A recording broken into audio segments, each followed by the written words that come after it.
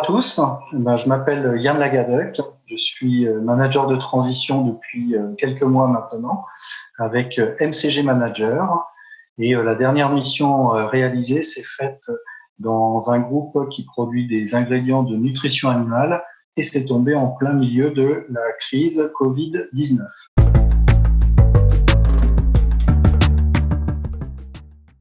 Donc la mission s'est déroulée dans cette entreprise qui est une entreprise industrielle d'à peu près 500 personnes, mais qui appartient à un grand groupe international. Il n'y a pas eu, au moment de la crise du Covid-19, il n'y a pas eu de mesures mises en place concernant le chômage partiel.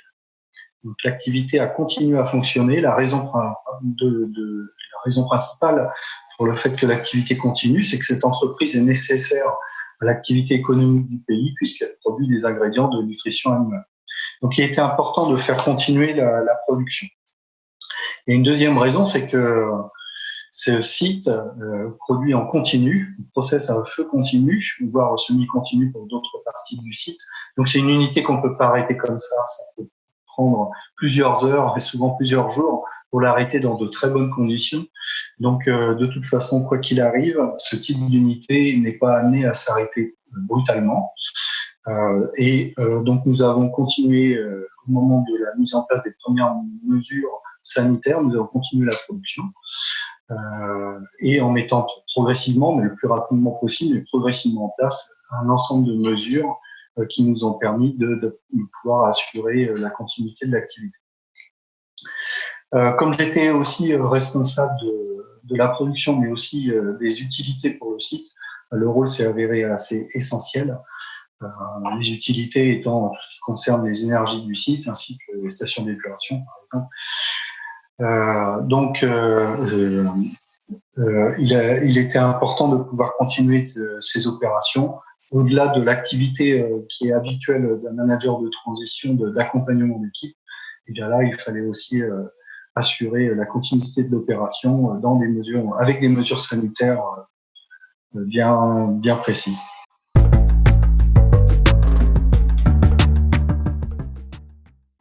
Des équipes, le plus important dès le départ a été de minimiser les contacts et donc on a mis très rapidement en place des mesures de travail à domicile ou télétravail avec une partie importante du personnel qui du coup s'est retrouvée en télétravail. Une partie du personnel aussi a été amenée à prendre des mesures qui étaient liées à la garde d'enfants à domicile. Et puis aussi des personnels qui pouvaient être considérés comme des personnes vulnérables, surtout au début du contexte de la maladie Covid-19 qu'on ne connaissait pas. Eh bien, des personnes vulnérables ont été effectivement, on leur a demandé de rester à domicile. Il faut avouer que ce qui nous a beaucoup aidé dans le contexte, c'est que la culture de l'entreprise dans laquelle je me trouvais est très axée sur la santé et la sécurité du personnel. Donc, de ce fait, l'expression de la raison d'être de cette entreprise sur la santé et la sécurité du personnel, eh bien, s'est fait très rapidement de par la crise sanitaire qui était liée à ce virus. Donc ça a pas mal aidé. La deuxième chose qui aide à la mise en place de mesures sanitaires, c'est que c'est un site Seveso. Donc, qui dit site Seveso dit culture du risque déjà bien appréhendée par l'ensemble des personnels, que ce soit des personnels en interne ou des personnels en sous-traitance. Et puis aussi le respect des règles. C'est-à-dire que sur ce type de site, généralement, les règles sont établies et une fois qu'elles sont mises en place, on ne déroge pas. On peut les amender, mais en tout cas, on ne déroge pas. Donc ça, c'est important.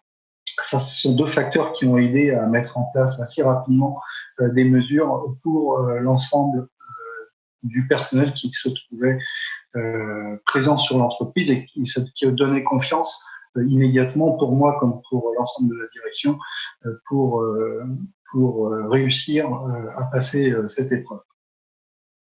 Évidemment, il faut y associer aussi, et ils l'ont été dès le départ, CSE et C2SCT de l'entreprise. Donc les partenaires sociaux ont été directement impliqués aussi dans les mesures qui ont été mises en place, et c'est aussi dès le départ des premières mesures. Pour ce qui concerne l'activité de production, en fait, on s'est focalisé sur plusieurs éléments. Très clairement, il y a eu différentes catégories de population aussi. Il y avait ceux qui étaient présents. Donc, ceux qui étaient présents, d'abord, il faut les rassurer. Et donc ça, c'est important. Et puis, au-delà des rassurer, il faut travailler avec eux parce que les mesures que l'on a mis en place, qu'on a été amené à mettre en place, eh bien, ces mesures-là ne peuvent être mises en place de manière efficace, efficiente et de manière pérenne qu'avec les équipes en place. Donc, avec les présents, on a pas mal travaillé pour mettre en place les mesures qui permettaient à chacun, qui nous permettaient à tous d'être protégés par rapport à cette épidémie. Deuxième aspect, c'est qu'il fallait continuer la production. Donc, qui dit production dit aussi maintenance, qui dit maintenance dit aussi contrôle. Bref, toutes les activités du site ont dû continuer. Donc ça, c'est une activité évidemment très importante. Et puis la troisième, c'est qu'il y avait des personnes, comme je l'ai dit, qui étaient aussi à la maison. Donc garder le contact a été fondamental.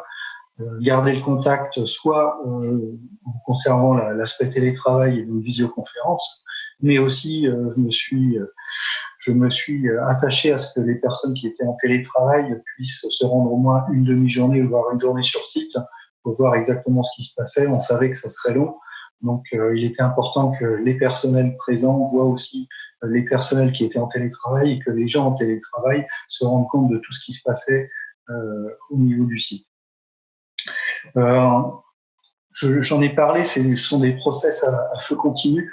Donc, le travail est lui aussi continu. Travail en équipe, travail en 5-8. La communication n'est pas facile. Dans des périodes comme celle-là, c'est encore plus difficile. Donc, c'est là où il faut y apporter beaucoup d'attention, et notamment pour parler des mesures prises. Une fois qu'on a dit tout ça, le plus important est quand même resté de trouver des solutions. On est dans des sites industriels, il faut trouver des solutions. Il y a des salles de contrôle, il y a des vestiaires, il y a un réfectoire, des interventions à faire sur le site. Il y a des changements de poste, donc changement d'équipe, passage de consignes. Pour chacun de ces éléments-là, il faut trouver des solutions pour limiter les risques, pour éviter le danger. Et donc, ça passe par beaucoup de communication, beaucoup d'interactions, beaucoup de discussions et beaucoup de conclusions pérennes et dans lesquelles l'ensemble du personnel se retrouve.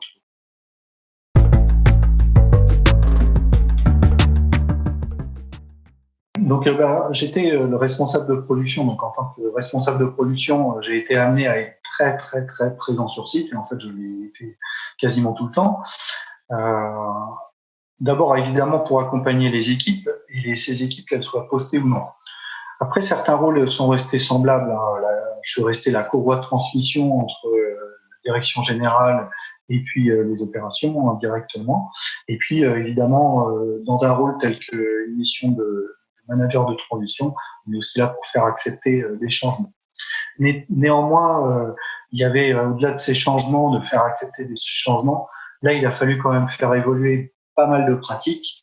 Et dans des sites tels que ceux-ci, qui sont Seveso Seuil Haut, les gens sont très soucieux des changements. Donc, il faut faire évoluer les pratiques, faire accepter les changements dans des environnements dans lesquels les gens sont très soucieux du moindre changement.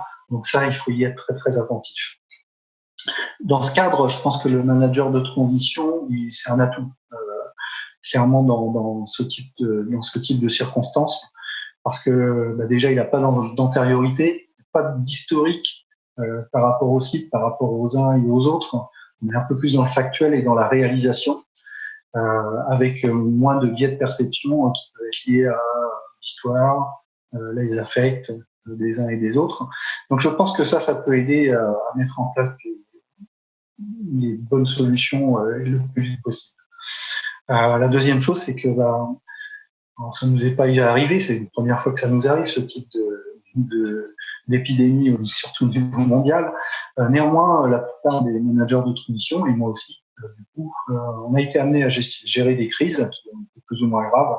Et du coup, il y a aussi certaines expériences qui ont été éprouvées par rapport à ce type de situation ou des situations un peu analogues. De ce fait, on acquiert une certaine légitimité aussi managériale sur le fait de pouvoir travailler avec les équipes mettre en œuvre les solutions et les faire adhérer à ce qui est mis en place.